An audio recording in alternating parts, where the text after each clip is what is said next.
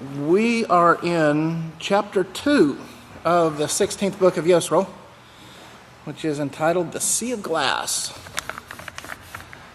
And this is chapter 2, a sermon that was given on 1/30 of 2016. And it's entitled, Babylon is falling, because the truth is being revealed, by Micaiah chapter 4, verse 1 and 2. So there's a lot. Pastor just covers so much in these books. It's unbelievable. I praise Yahweh. And he opens up, he always opens up, says, may the peace of Yahweh be with each and every one of you. And this time he says, may the peace and joy of Yahweh be with each and every one of you.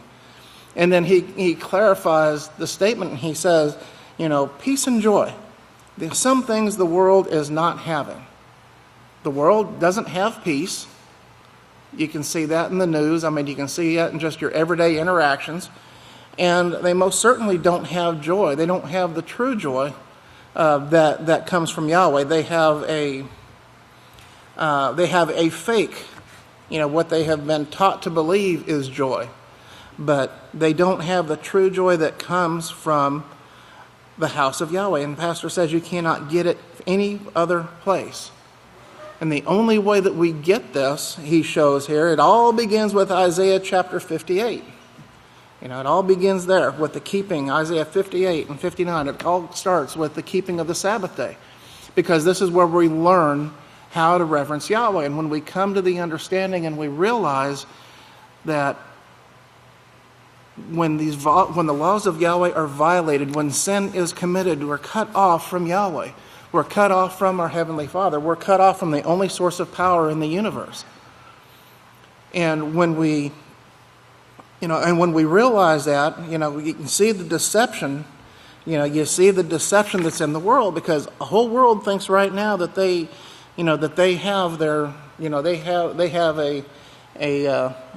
have contact with the Creator in their eyes, in their minds. But the Scriptures don't bear that. The Scriptures show that they do not, but yet they've been deceived. And we'll get into that in just a little bit. But he shows here, he says, the keeping of the Sabbath, and then the Sabbath days and the feast days is where we come to learn to reverence Yahweh and how to have that connection with Yahweh and what is causing the things. We learn what's causing the things in the world to go down, the sickness and the disease and the war. But not only that, but we're also learning how to resolve it, how to fix it. And it's not just to fix it for ourselves, but so we can serve those whom will be coming later. And this is the reason. This is all part of the plan of Yahweh. Now, he shows here, he says, we're getting a huge listening audience. In fact, it's almost unbelievable the way they're coming on to read the articles that are being put out. And if you think about what the prophet said that there will be a time coming when that will no longer be mentioned about how Moshe led the children of Israel out of Egypt. But it's going to be how Yahweh led the called out ones, the last days, into the protected place. And this is the work that is going to be spoken of above that. And it's because, you think about it, the apostles and the prophets couldn't do the work that's being done by this house today. The technology wasn't there. They couldn't reach the multitudes. They could not reach the whole world like we're reaching today. The technology wasn't there. It didn't come into effect. It didn't start taking place and coming into existence until 1934. But Pastor, he goes to show that we're still on top on Google, and that what we're here for is to help. We're here not for ourselves, but we're here to serve others. This is what we come here to do. We learn how to serve. And we're training to do it peacefully, to help others peacefully. Forced peace is not peace. Forced peace is bullying, and it's not peace. It's a forced submission, and it will only last so long because you're going to have people that are going to rise up against it, and they're going to fight against it. The only way to true peace is through teaching what brings it, and then the person making the choice to actually follow through and to follow it themselves. That's true peace, and that is lasting peace. But he shows here, Pastor reads, he read some articles here, some of the things that he had written. These new posts, the post here, he shows that Yisrayl Hawkins proposes a plan to educate children in peace instead of war. That's the only way peace is going to come about, is through teaching. The power of peace through war, which is the Nimrod system, which has been followed for years and for 6,000 years, has never brought peace. Yisrayl Hawkins says he will expose the ultimate prophetic showdown taking place now. And this is what we see taking place. The deception is being revealed. And the people are realizing this. And, you can tell that by the number of responses to the articles, and things along that line. But the ultimate prophetic showdown is taking place. And what's Pastor doing? He's revealing the deception. He's showing the deception. He's exposing that. Now, for you guys out there that like to fish, you think about it. You throw a bare hook into the water, unless you've got a really stupid fish, they're not going to bite it, right? What do you have to do? You've got to bait it. You've got to make it look enticing. You've got to make it look desirable. And when you're doing that, you're hiding and you're disguising what's really underneath of it, which is that nasty hook. And then when they buy into it, they say, "Oh, that looks kind of tasty," and they bite into it, then they're hooked. Well, it's the same thing Satan did with Eve in the Garden of Eden. It's the exact same thing that the churches are doing today. Well, you can do whatever you want to. You don't have to follow these old rules. You just do what you want. And you'll go straight to heaven anyway. It doesn't matter. That's that desire. They're appealing to that. They're appealing to that carnal mind. They're appealing to the lustful mind. And Pastor, he talks about that in a little later here in this in this particular sermon. But because of those teachings, he shows how the world is getting into terrible shape. They have no cures. The drugs that are available, the drugs that are out there, they don't cure. They hide symptoms, kind of like sweeping dirt underneath the carpet. Out of sight, out of mind. You don't see the dirt, the house is clean. Well, no, it's just hidden up under here. And it's the same way with the diseases. The diseases are hidden. The symptoms are taken away, and the person thinks, "Oh, I'm cured." And then they go out and they continue to do the things which brought those things about in the beginning, and they spread them to others. And Pastor, he showed here how, how the antibiotics and things like that, they only attack the things that are actually visible. The things that are hidden, the things that aren't acting up, they just don't. It doesn't work on. And if you remember back in the 50s, he showed how one of the places he was working was in the State Board of Health Laboratories, and if I'm not mistaken, that was in Topeka, Kansas, I think. But he worked there, and they were trying to find an antibiotic that would actually enter the hiding place, because they knew at that time, and Pastor knew through the scriptures, but they also knew that the STDs were hiding in the bodies even at that time, and that was back in the 50s. They're trying to find the cures they're testing to try to find cures that the pharmaceuticals can use to make money, and that's the bottom line behind it. I can't think of the guy's name, and it really doesn't matter. But he took this one drug that people were relying on, and he upped it by 500 or 600%. Under the idea of we have to fund research. Well, he was funding his own pocket, is what he was doing. But if you've seen the news clips on this guy, you can see the look and the contempt. In his face, and you can tell that he's definitely, he's not in it for the right reason, for sure. But Pastor shows, that these viruses now, these new gods that have come up, they're as numerous as the sands of the sea or as the stars in heaven, and they can be transmitted. They found that these things are transmitted very easily from one person to another. Through not only through surgical instruments and things where they think that they're sterilizing these things, Think about the prions. Think about the prions that come from mad cow. They have to get to what's the temperature that they have to get to in order to be destroyed? Yeah, it's way above broil on your oven. Okay? But it has to get to that critical before at least some of them are destroyed. And I'm sure there's some that are going to continue living. But it's the same way with these things when these instruments are sterilized. They're sterilized under pressure, under steam, but I don't think they get to 850 degrees. But it's not only that, it's when they showed that when surgery is done, especially like around cancer, the knife hits the cancer and then it actually spreads. It spreads throughout the body.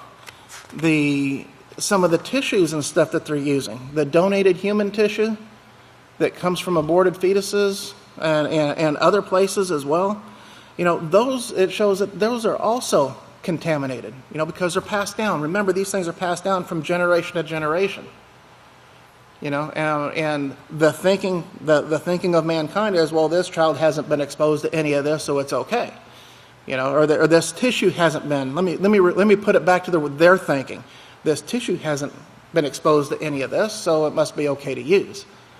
Well, they forget that these things are passed down from generation to generation. And so these tissues also can transmit those diseases as well. And then he goes on to talk about the results of some of these sins, some of these STDs do, and how they affect people. You can have grown adults with that are totally dependent on you for everything. You can have a 29, 30-year-old, but they're still a child or still an infant. A year and a half, 2 year, 3 year mental capacity. What are they going to do? They can't live on their own. It's impossible. It can't be done. But this is a result of sin. And Pastor showed how, if you remember the history of, and he shows it here just real quickly, some of the history that Hitler did, when he was trying to create that perfect, the blonde hair, blue eyes, and that actually created some deformities, and then they used the Jews or the Hebrews or the Sabbath keepers as human guinea pigs to try to come up with the drugs and things like that to actually treat these things. Which, if you remember, and he points out here, this is where a lot of the pharmaceuticals and things come from today. It comes from that research. There's a lot of things that come from the things that he did here. And I like what Pastor says, what Pastor says here in verse 19. If you just think about this world, brethren, we're living in it and how sick it is, and you want to be a part of it by letting your lust grow wild or fulfilling a stupid lust that only lasts for a few seconds, your life is going to be over with in a short time now, and you really need to start redeeming the time.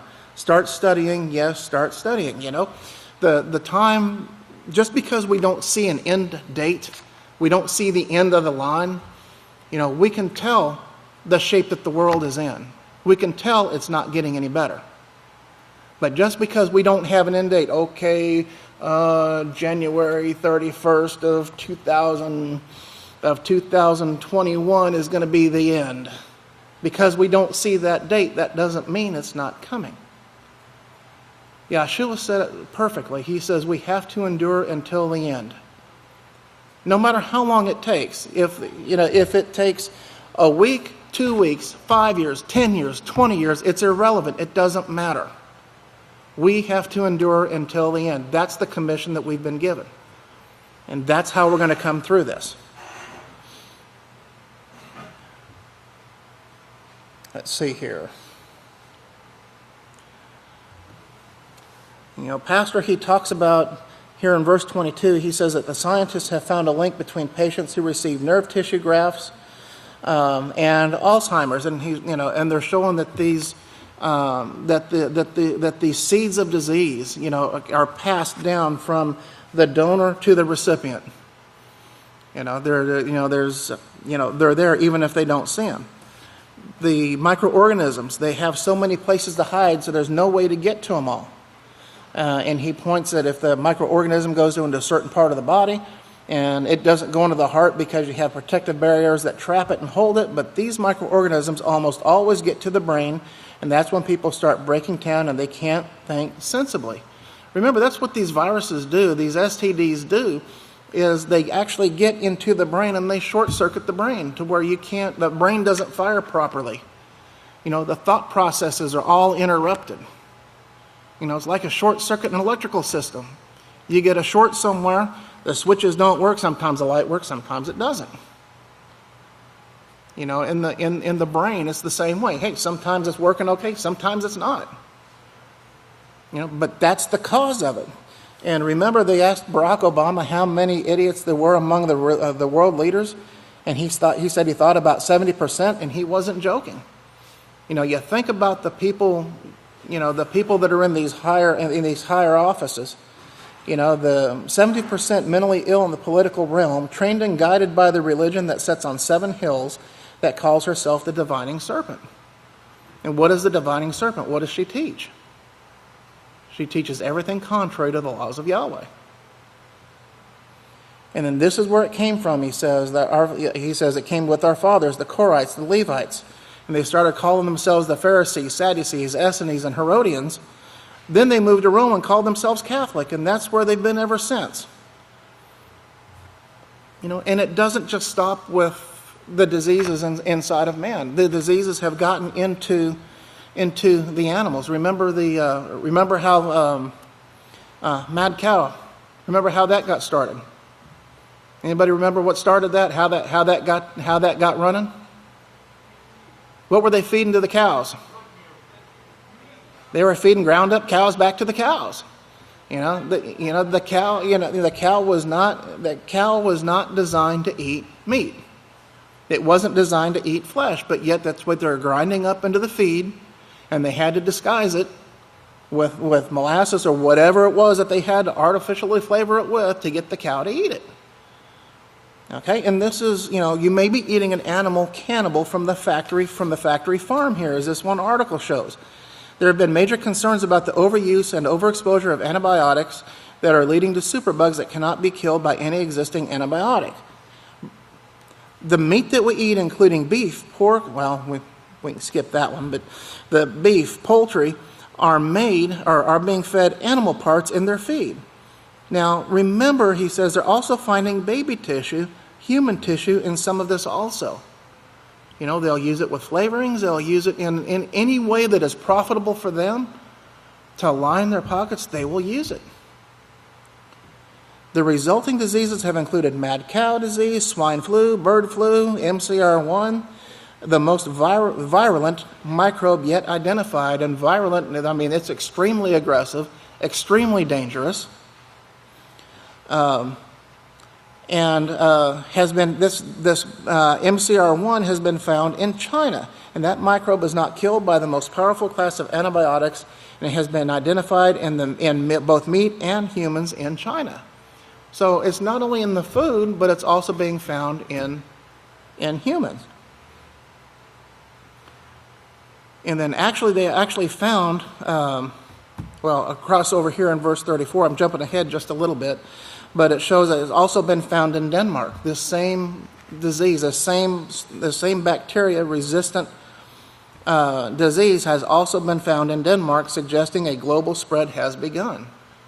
Well, yeah, you look at the world travel. You look at how we're able to travel halfway across the globe, all the way around the globe, in a matter of hours. This is how these things are continuing to spread.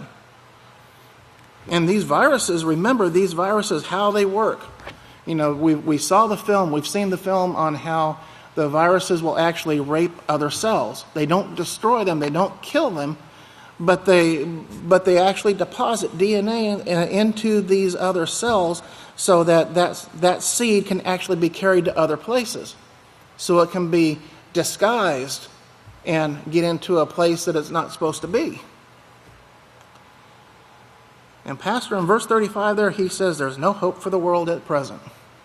The hope for the world is what we are studying and learning here. This is the hope of the world. This is what we're learning here in Yahweh's house. This is our purpose for being here. And then he gets into a little bit of the entertainment industry. He gets on to the film industry, and he mentions a particular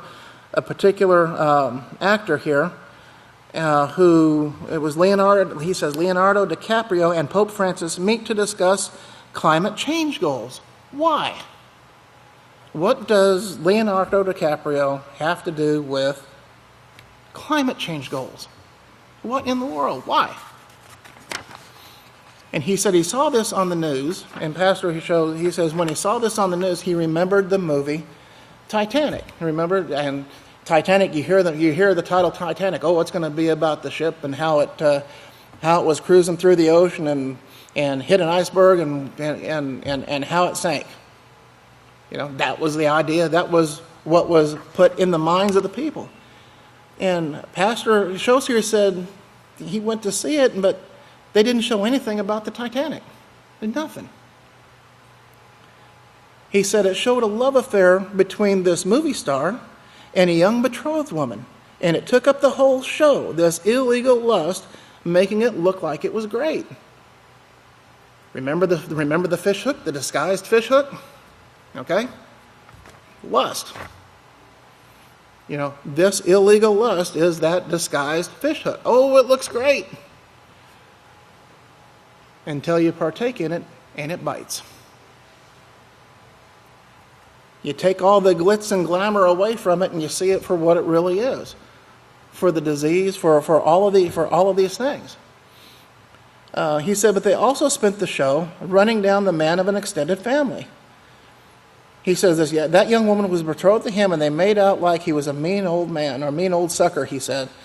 I don't know anyone else cut this or not, but this was the whole show, and the sneaking around behind the backs of everyone and finally getting caught.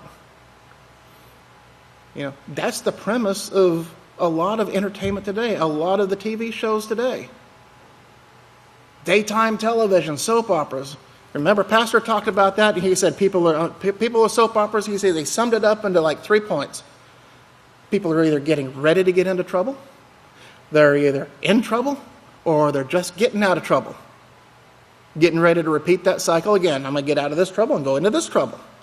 But that is just that vicious cycle. And it was, and it's portrayed. And boy, that sucks people in. I remember talking to people, and they got, it was like that was all they couldn't miss their show. They had to know what was going on. But it's that deception.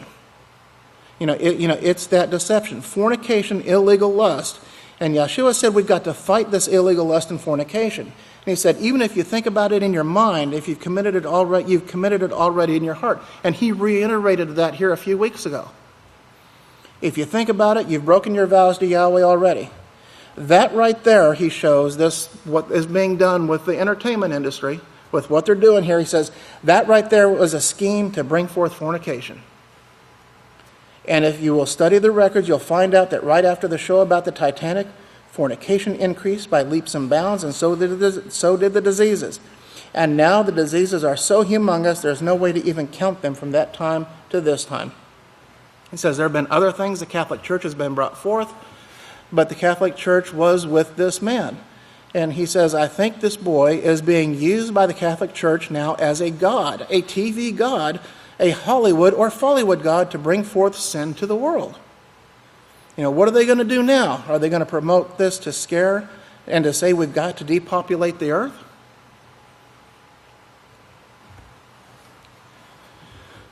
One of the major influences in the world today is the entertainment industry, right? Did you know that there was a National Film Review Office that was established in 1922 by Pope Pius XI? Pope Pius XI established a National Film Review Office in 1922. Pope John the 23rd urged that Pope Pius X National Film Reviewing Offices be entrusted to men experienced in cinema, sound, broadcasting, and TV under a priest, especially chosen by the bishop. Now, if you remember here last New Moon, where we saw the hierarchy, how the Catholic Church works. Remember that? Kind of remember some of that as you're going through, as we're looking at this. Now, in 1964, Pope Paul VI stated that it's the church's birthright. Notice how the church is involved in this, and Pastor pointed this out. He said, notice that Pope Paul VI stated that it's the church's birthright to use and own the press, cinema. Now listen to all these things. The press, cinema, radio, TV, and others of a like nature. He cited a special responsibility for the proper use of the means of social communication, which rests on journalists, writers, actors, this person over here, designers, producers, exhibitors, distributors, operators, sellers, critics, and all of those who are, in a word, involved with the making and transmission of communications in any information way whatsoever. They have the power. Now this is the end of this article here. It says they have the power to direct mankind along, and I'm going to use the words here, a good path or an evil path by the information they impart and the pressure they exert. See?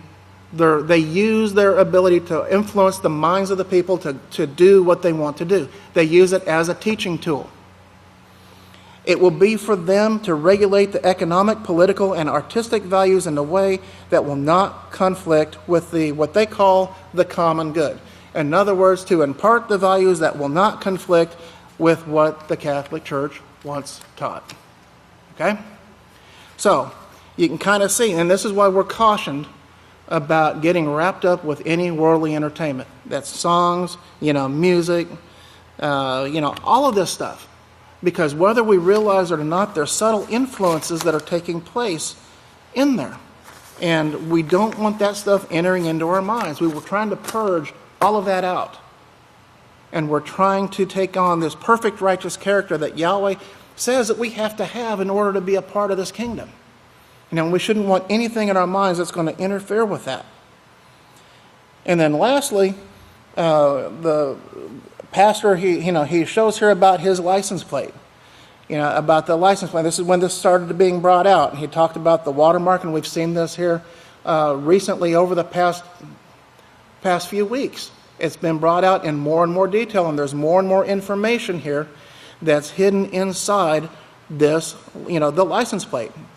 Pastor's lot was hidden in there. The name of Yisrayl was in there. The name Jacob was in there. The names of Abel and Abel were in there. The name of Yahweh and Yeshua was found in there. There's all kinds of things that we've seen that have been hidden in there. And that license plate was made sure that out of all the people who registered, all the people who had license plates that were issued to them, got to the one that Yahweh has sent in these last days. Which goes to show, praise Yahweh, which goes to show that Yahweh is in complete control. In verse 49 here, Pastor, 48 and 49 here, he says, in Revelation 2:17 it says, he who has an ear, let him hear what the Spirit says. The Spirit, remember, the Spirit is the law. Yachanan 6:63, let him hear. Where do we go to hear the law? Seek the law at the lips of the priest. Seek the law at the lips of the one whom Yahweh has sent in these last days. He says, Yeshua said, seek first the kingdom of Yahweh and its righteousness, and all of these things will be added to you. And he reiterates here, he says, you have but a short time for seeking it, and if you waste time, you won't be hearing this for much longer. He says, he who has an ear, let him hear. Let him come to the house of Yahweh and hear what the priest says, what the called out ones, the one Yahweh sent, and that's what he's saying to you right there. So with that, men, may Yahweh be with you and bless you, and if everyone will stand, I'm going to turn it over to the great Kahan, Betzael Hawkins. Shalom, everyone. You may be seated. We're going to be continuing with our lesson here, chapter 2 of the 16th book of Israel. And we'll be picking up on page 22. And what we've been seeing here is that Yahweh has been showing his house, bringing forth information for this time period.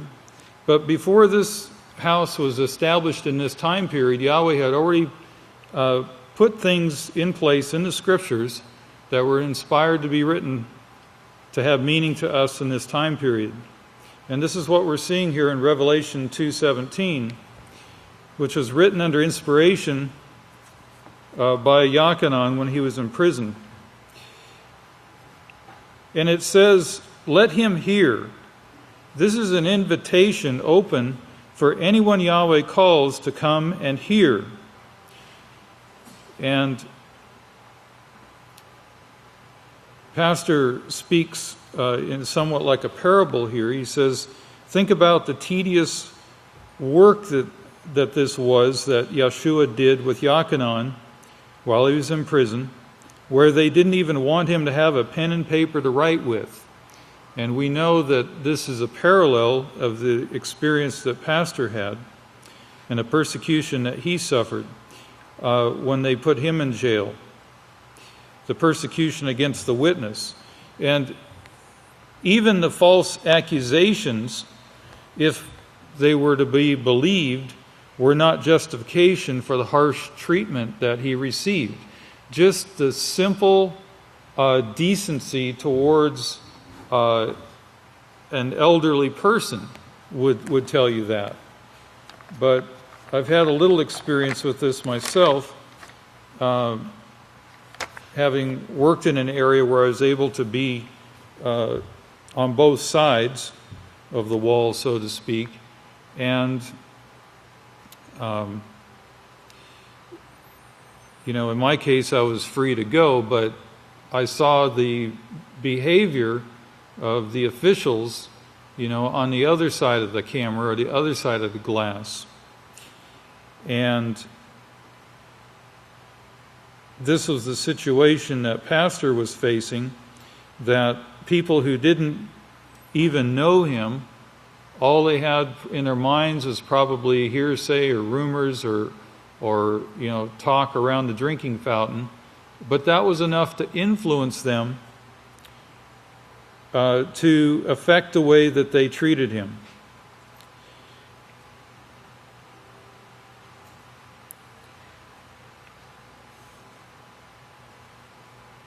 There's, in that kind of an environment, with that kind of influence, the minds of the jailers have to be perverted by that environment. And that's what I'm saying, is I've seen that. You wouldn't know it on the street if you met him outside, but within that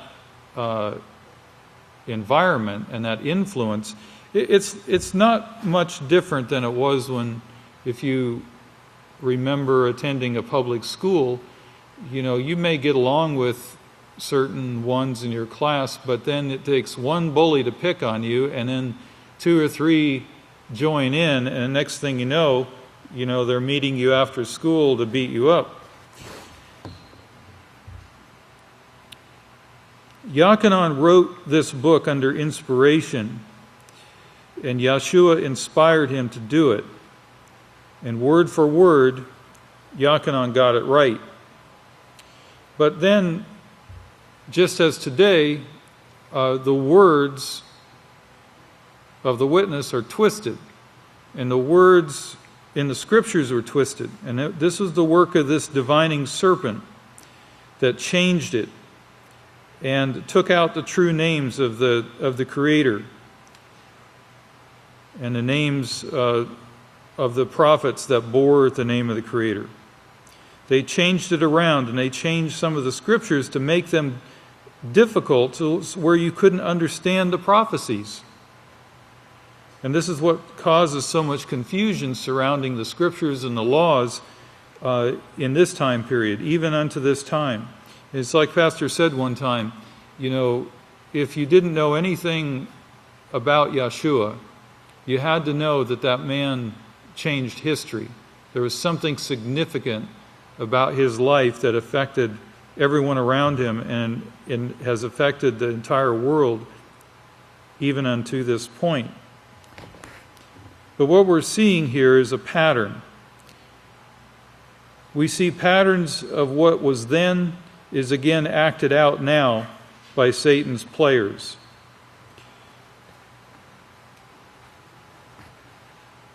You see the footnote here on, or the little box on page 22.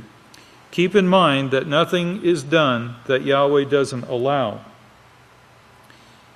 And much of this persecution that Yahweh allows upon us in this time period is limited. It's not allowed to completely stop us or stamp us out.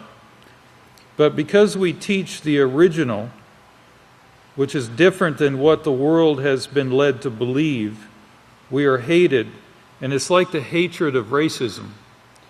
Through no fault or no choice of your own, just simply circumstances, you're hated for no cause because of differences. And I always say that if you find yourself different than someone else, say on a particular point, well, just remember, it's like contrast. You know, if they're different in that way from you, you are equally as different from them, you know, in yourself. So, you know, if you could pick difference on a scale of 1 to 10 and say, well, that person is a number 6 different from me. That person can turn right around and look at you and say, I observe that. You're a 6 different from me. We're even. You know, fair is fair. And that's about as far as it goes. You know, on a fundamental level, we all are human beings sharing the same basic needs, the same basic desires that Yahweh has put in the natural man. And, of course, man has perverted that now. And so those differences create that difference that we see between righteousness and evil. That contrast, if you will. But remember, Yahweh allowed them to do this, allowed man to go his own way, to make his own choices, to be even in the presence of righteousness and in the presence of that influence, and left them free to make a choice. And even those who weren't called, if they were joyful to dwell with those of the house of Yahweh, were allowed to keep the laws, to keep the Sabbath, and to practice the laws. And Yahweh counted it as a blessing to them and counted it as righteousness to them, insofar as they were faithful in what they knew, even if that knowledge was limited.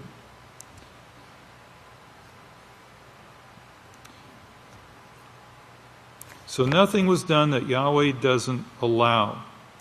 And this is something to remember in this time period. You know, whatever conditions exist at any particular time in the house of Yahweh, you need to remember that it's Yahweh's house. He's in full control, and He has allowed this for a purpose, for a time, whatever that may be.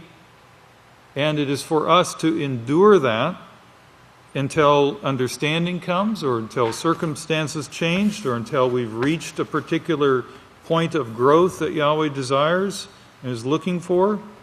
And of course, we can honor Yahweh with our cooperation. But despite all of this, we've started a disturbance. It's like the ripple effect. And we've gotten a lot of attention, sometimes negative attention from the media, but that gets people to looking and asking questions. And in one of the assemblies of the gods, I saw a question was posed to them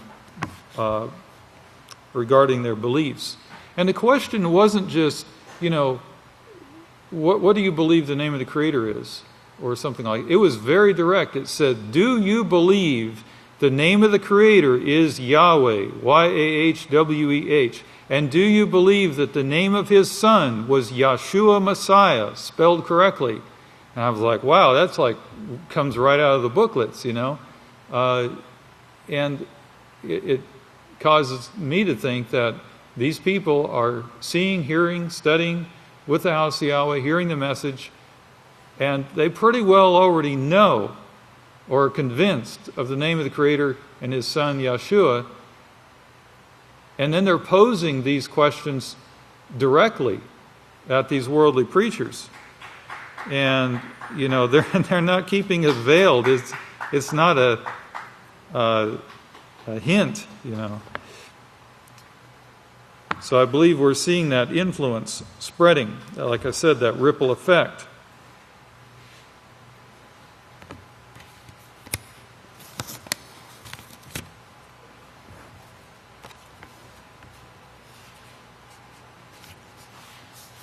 And many of you probably have your own experiences around this area.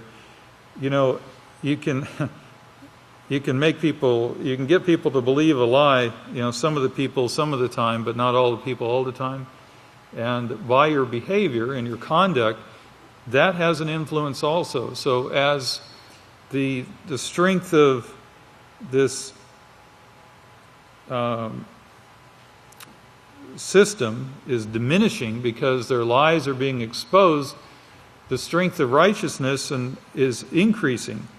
And so, even as it was pointed out to Pastor once, we have a deacon and deaconesses here in the house right now who told me years ago that people that in the community just south of us, the men were actually saying secretly, we need to listen to this man. This man is bringing forth the truth. And so they would speak that amongst themselves privately to certain ones, but they continued to go to their churches because they were afraid. They didn't want to stand out and suffer the hardship and the persecution and even to losing their jobs and everything like that, their security, their livelihood, if they came out and admitted this publicly. And so they feared to step out, so they continued, as Yeshua said, to worship in secret, as they did with Yeshua in his time. But, especially in Yeshua's time, they literally could lose their life very quickly. And there wouldn't be much purpose in that at that time. It didn't mean so much to them to lose their life, which they certainly would have, and then they would go to their families would lose their life, and it was a pretty serious matter. So they were tormented, caught between the truth and the lies.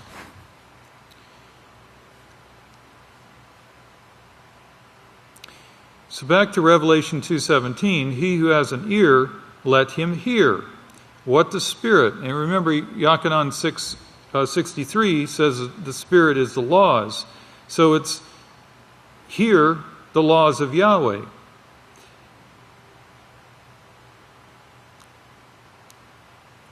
The Spirit of Yahweh is given right here, and it's given through the words, and it comes from heaven through inspiration. Yachanan 6:63, it is the Spirit that gives life.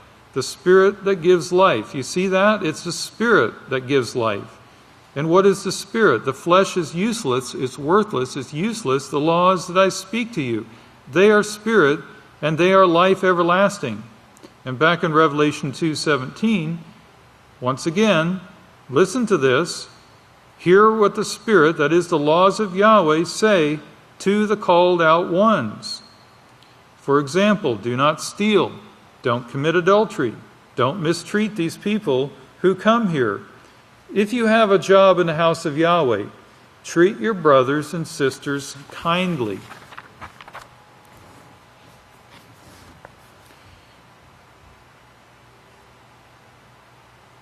Bring the goal that you are seeking after all.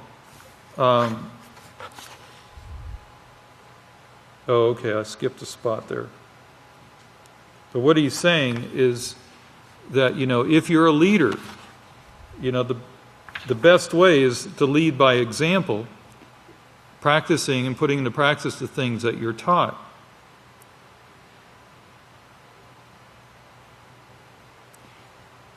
What this world teaches is to rise above others and to seek an advantage over others, and that's how you keep things under control.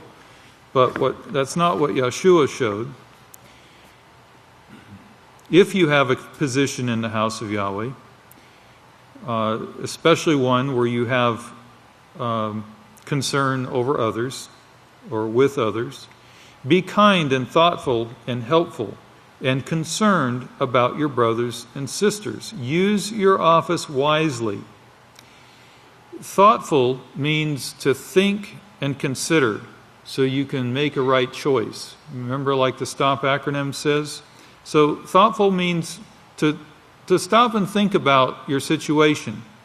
Helpful means to make a way for that person to succeed, whether it's by your example, how you're interacting with that person. And being concerned is essentially being considerate. That is, you have a desire and a want to improve their situation or their life.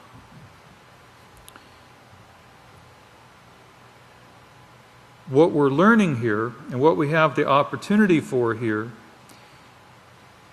is to have a job in the house, desiring to be teachers. And if we desire to be teachers, then we ought to teach ourselves first. Remember, like this banner says over here, learn what to teach, and then teach what you've learned.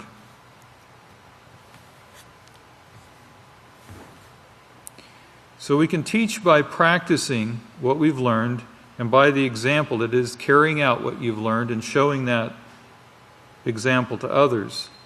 And when you do this, you're going to get a positive response, and you're going to find people are more desirable to be cooperative. You're also going to find that they're going to be more willing to put forth an effort. And it takes time, and it takes patience to deal with people. Sometimes that's the advantage that a counselor has, because they're not caught up in the situation, so they have the time to take to listen to the person and to help guide them through this thinking and listening process, to guide them to a solution, to help them maybe see that their way of thinking is not the only way to see it, that there's another point of view, that there's other things to consider. And in this way, they start to come around and recognize how they can accomplish what they truly desire, which is peace in their life and cooperation with others. But we can be bullheaded sometimes, and we lose our way, and we need somebody to help guide us back. The example that Yeshua showed was that he was upbuilding all of the time. He wanted to help. He was concerned with your problems. He said, speak to me. What is the problem? I'll solve it for you. He brought forth a solution. And that's our job. It makes no difference if you're hauling people to work or helping them work. If you're teaching them, teach them with the attitude of, quote, here's how I learned it. Don't make some of my mistakes. I see you doing things here that I did that caused me a lot of trouble. Let me show you the right way to do it. Now, what's another way to say that right there? Another way to say that right there that is often said is, hurry up, get over there, do that, stop arguing, just do what I say. And it's just these real quick, snappy, aggressive maneuvers. We're trying to get it done quick. But even in those cases, if you have the time to stop and think about what is it you really want to say, and they're saying, well, I want him to take it seriously and be diligent and do his best, and follow instruction. But it takes more time, and it requires patience to get that out. But Yeshua had solutions, and we're being taught solutions as well. And so we need to step up and apply what we're learning. In Revelation 2:17, continuing, it says, to him who overcomes. So what is this about overcoming? Learning to tolerate your brothers and sisters, but learning to make them want to tolerate you is even more important. And one thing that really helps here is to be able to see effort. to let your supervisors know that you understand the importance of the situation, and that show them your effort, your willingness to try in humility. Humility, effort, and acknowledgement all helps. To him who overcomes, he who takes this seriously. You see, that's that effort that is shown there. If you've got an ear and you're listening to what I tell you here in the house of Yahweh, if you hear, you've got it partly made, but doing it, hearing my words and doing them, is what you need to do.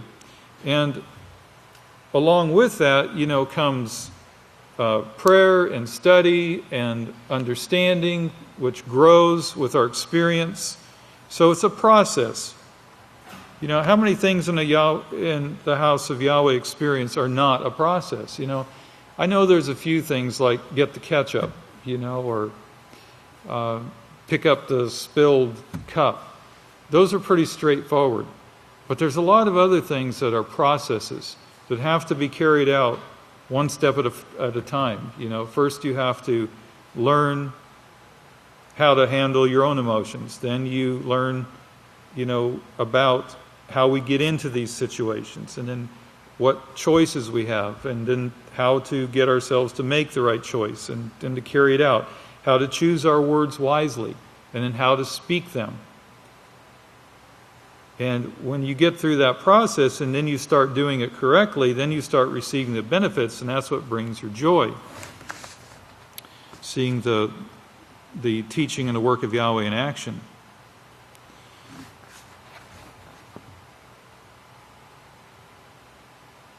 It's important to remember that Yahweh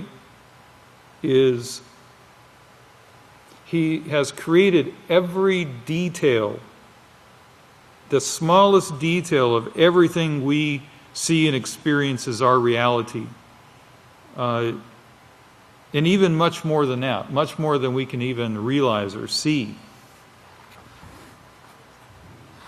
And so Yahweh's aware of every detail of His work, and all the details of these things that are hidden and are being revealed at this time.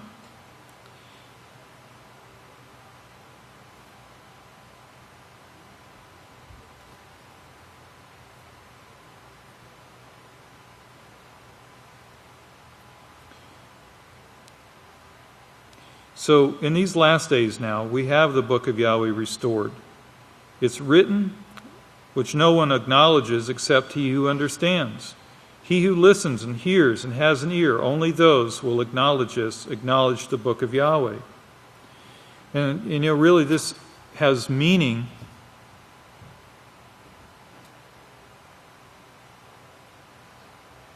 It has meaning to those who are those who have the rest of the context of this story, those who are attending the Sabbaths, listening to the sermons, who are studying, reading the prophetic words in the newsletters, who are getting the information between the lines that fill out our understanding. Pastor says, I used to tell them when I was a smart aleck, when they mispronounced the name, I'd tell them, you really need to learn that name because you're going to stand before Him one of these days in white throne judgment. What? They probably never heard of it. They'd get kind of nervous, and they'd hit the wrong keys in the cash registers and things like that. And he says, I don't talk that way to people anymore. I'm getting more humble all the time. And there's an example here that we saw in Yeshua, and you can find this in Yochanan 7:8. Teach when it's time to teach, when you are within your bounds. Remain in your place until it's your time, as Yeshua did. And he said, in various places, it's not my time, or, I didn't come here at this time to fulfill that. I came to do these other things. So he remained in his place, and he waited for permission, or waited till the prophecies were properly fulfilled before he proceeded. Well, Yeshua said, I've overcome the world, and you can overcome. I have nothing in common with this prince of darkness, the divining serpent. I have nothing in common with them. And this is what they're saying now. We don't have anything, what we're saying, we don't have anything in common with this world anymore. Everything out there is sick, evil, and it's all trickery. As it showed in the cities with the drinking water. Remember when that was brought out? But, and they would say, oh, this is safe to drink. But they're going to tell you what they know based on what they're taught, which is devoid of Yahweh's laws. So it's trickery, it's underhandedness, it's deceitfulness, it's ignorance. And this is what you're seeing in the world today. Picking up on page 26 here in verse 78, Yachanan 8. And look to verse 44. You are the teacher, you are of your teacher, who is Satan the devil, speaking of the Pharisees, Sadducees, Essenes, and Herodians. They're all called the Yadaim in verse 31. Then Yeshua said to those Yadaim who believed on him, if you continue in my doctrine, then you are truly my disciples. In verse 33 they said, oh, we're Abraham's descendants. Oh yeah, we're Abraham's all right. And we've never been in bondage. Well, of course, they didn't perceive themselves as being in bondage. It's like the Christians would say today, we've never been troubled by these fill in the blank. Christmas parties, these dens of iniquity down in the corner, it's a business, and we've never been troubled by these birthdays and church on Sunday. We've never been bothered by these things. We've never seen bondage. No, they were the ones that were bringing the bondage. They were the ones who owned the Roman soldiers, the military, the great armies. They were Abraham's descendants, but they weren't doing the works of Abraham. They were doing the works of Satan. Then in verse 44, he says, you are of your teacher, who is Satan the devil, and whatever she who is your teacher desires, you will do. Yes, she is the one that is behind the murder, the religion that taught Cain to eat pork, to ruin his mind and bring his mind down to where he was mentally ill. And this Satan, she was a murderer, and the one that led this way of acting, so that she was a murderer from the very beginning, behind it all, teaching those who would follow this carnal mind after her pattern. And of course, Satan would say to the righteous, she'd say, has Yahweh said this to you? With that condescending tone of voice. And that right there should be enough to clue you into what's coming. What are you about to tell me? I may not want to hear it. A word against the work. I went through this once, but I had a little training in this, and I had prepared my mind in advance. And somebody tried to tell me a joke, and they said, they were in the world, and they said, hey, do you hear that one about Moses? And I knew it was going to be a dirty book. So I guess this is back when I was a smart aleck too. And I said, his name was Moshe, and he was a righteous person. Yes, I know about him, and I consider him a friend of mine.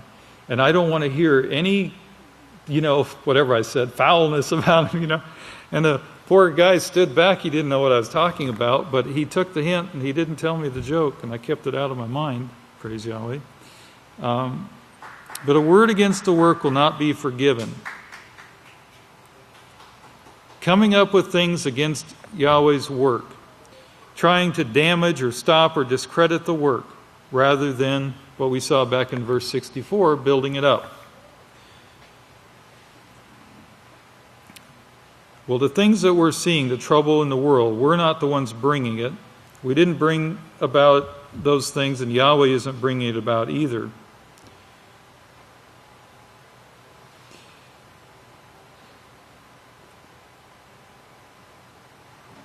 So they don't hear these messages. They don't hear it with understanding because they're not of Yahweh. But Yahweh is showing us secretly because He reveals secrets. Yahweh reveals secrets. Nothing is hidden from Him. So Pastor encourages us to endure, to be steadfast, because once this thing is over, you're going to be so joyous. Yahweh shows you're going to be so joyous that you started with Isaiah 58, which remember is the keeping of the Sabbath, where we learn servitude and teaching and what to teach. And then you ended up with Malachi 4, which is where we find that where it comes forth, where we see the healing and the protection and the deliverance coming forth. So those are for our studies. May Yahweh bless you, and praise Yahweh for Pastor's instructions.